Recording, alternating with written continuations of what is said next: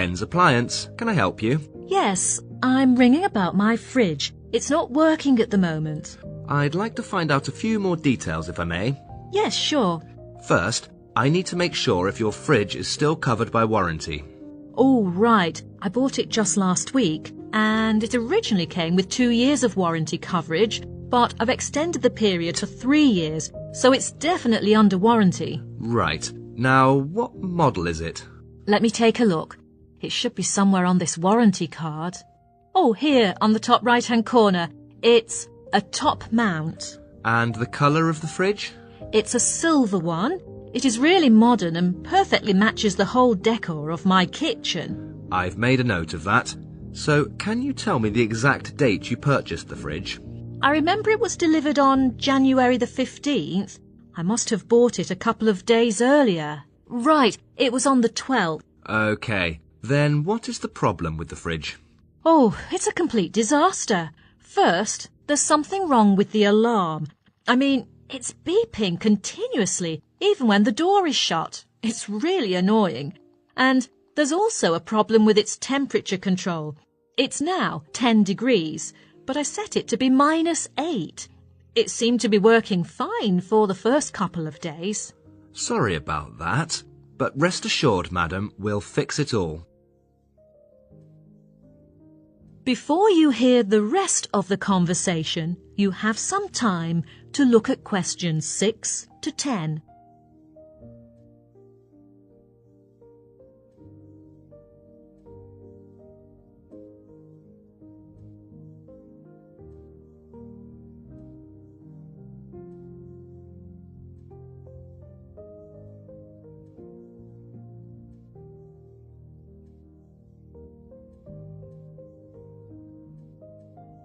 Now listen and answer questions 6 to 10. Where is your maintenance centre? Ken's Appliance is located on Elm Street, just a few steps up from the station. And did the broken fridge cause any loss to you? Yes, actually, it was used to store food for my sandwich shop. Any idea of the total value of the loss? Let me make an estimate here. The vegetables in the fridge cost me around $50, and the meat cost more than $100, so the overall loss is about $180.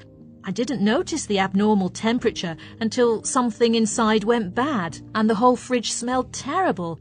I had to toss everything away. Luckily, no one ate the food inside and got sick. That's a relief. But the damage has really caused me great inconvenience. I've nowhere to put the raw materials and thus could not open for business these days. The longer it takes to fix the fridge, the more it will cost me. You know, I have a whole bunch of bills to pay, like water, electricity, rent. Don't worry. We'll attend to your problems as soon as possible.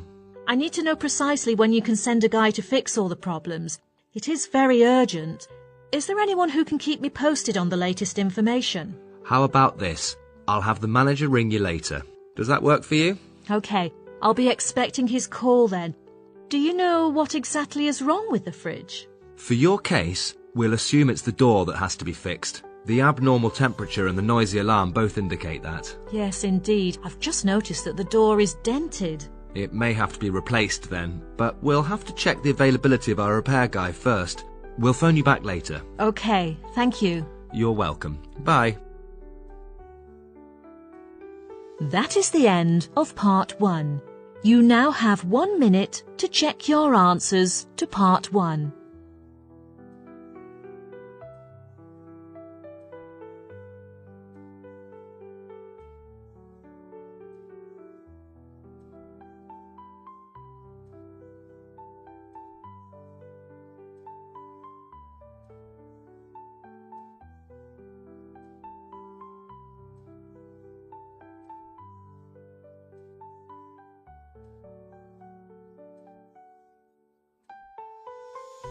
Part 2.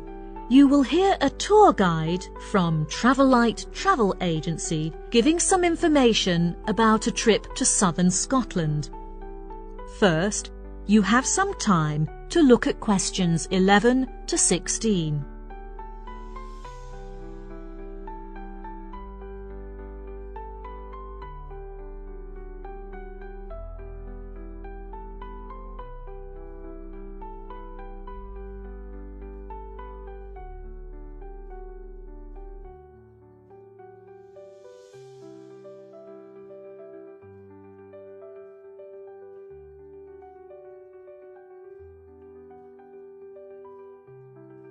Now, listen carefully and answer questions 11 to 16. Good morning, everyone. I'm Sally, tour guide from Travel Light Travel Agency. Today, I'm going to introduce a great trip to southern Scotland for you. I'm sure you will find it a fantastic place. There is lots to see in southern Scotland. To begin with, we will go to Sheepfold, which has 1 or 2 beautiful gardens. One thing that's definitely worth doing is climbing to the top of the mountain. You'll be fascinated by the beautiful scenery alongside the mountain road. When you get to the top, you can overlook the coastline and enjoy the stunning view. From there, we will go on to Brownmare. Brownmare used to be famous for its farm, but it is being refurbished at the moment and isn't likely to be reopened by the time we go there. But you can walk for hours there in the peaceful green surroundings along a wide variety of tracks. I think you will be struck by the beautiful roses in Mother Nature. In Doris, there were several old barns, but they have been converted into a special section where animals and plants are protected. From there, you can see a range of rare breeds as well as flowers. This place is usually favoured by university students as a destination for their field trips. Then we will go to Lodge Estate, which is the most favourite location for children, as they can watch the baby deer. But remember, don't give food to them. Photography is allowed there, and when you leave, you can get 1 free photo at the exit. But please don't move rocks or branches to take photos. You should leave the site intact. Our next stop is Auden. I strongly recommend that you visit the ancient town, which was constructed nearly 1,000 years ago. There is not much of the original buildings left, but still plenty to see. The site is being excavated, and you'll be able to help out if you want to. Finally, we will spend some time in East Lake, which changes with the seasons, with different events happening at different times of the year. At the moment when we arrive there, it will be the most spectacular month with the arrival of Canada geese. I'm pretty sure that this visit will give you an unforgettable experience. Before you hear the rest of the talk, you have some time to look at questions 17 to 20.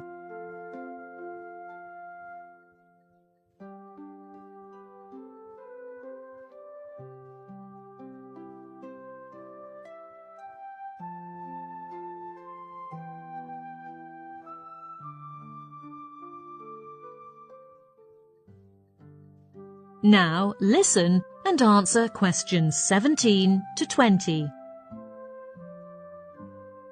Some of you have asked me about the place where we're going to stay.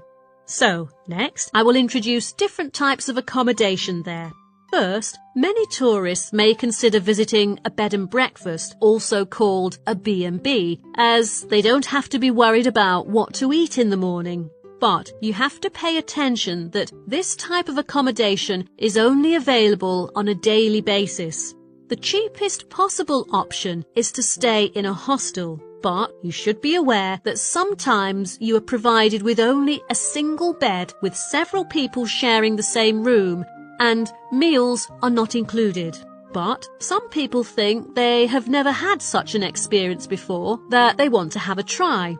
More importantly, they don't have to change accommodation for a whole week. For those who want to visit the castles, I recommend you stay in the cottages nearby with beautiful surroundings. The owner promises that the rent can be paid every 7 days, so just be relieved to have a peaceful life there.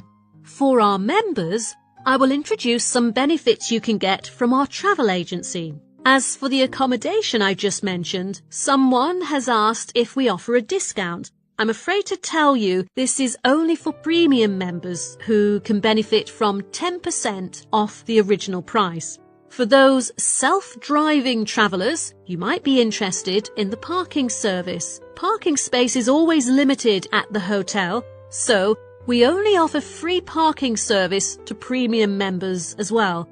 I'm afraid ordinary members have to pay a fee for parking.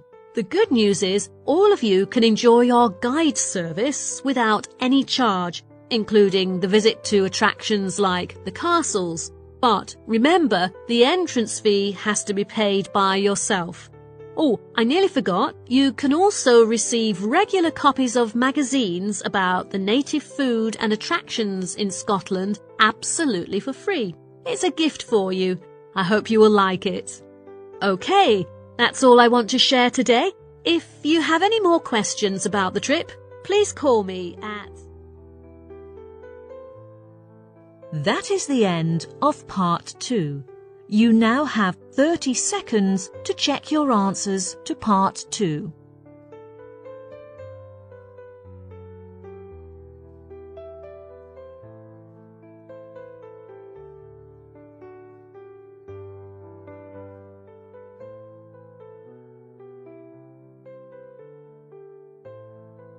Part 3.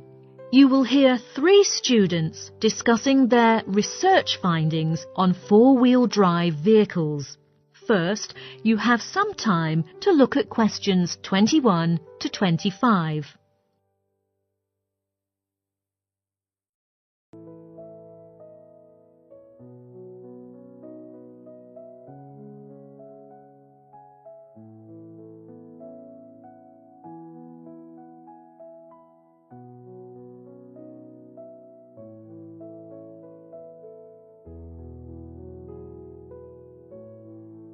Now, listen carefully and answer questions 21 to 25.